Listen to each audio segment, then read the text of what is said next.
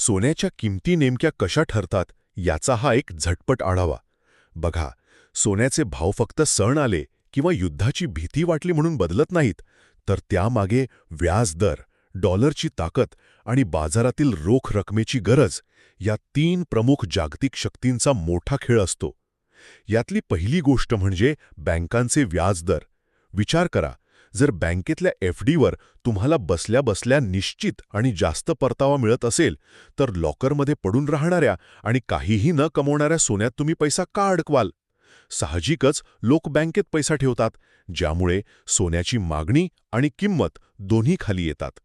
दुसरं म्हणजे अमेरिकन डॉलरचा प्रभाव. जागतिक बाजारात सोन्याची खरेदी विक्री ही डॉलरमध्येच होते, हे तुम्हाला माहीतच असेल. आता होतं काय? डॉलर मजबूत झाला की आपला रुपया आपोआप कमकुवत होतो.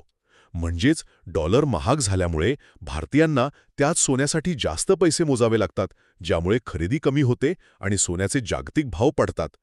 आणि शेवटी युद्धासारखं संकट आणि रोख रकमेची टंचाई. आपल्याला वाटतं ना की युद्धात सोनं हाच आपला मोठा आधार आहे, पण नेहमी तसं नाहीये.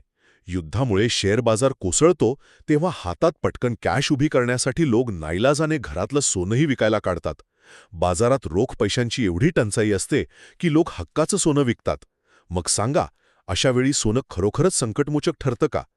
म्हणूनच युद्धात सुरुवातीला वाढलेले भाव या पैशांच्या टंचाईमुळे अल्पावधीतच खाली येऊ शकतात.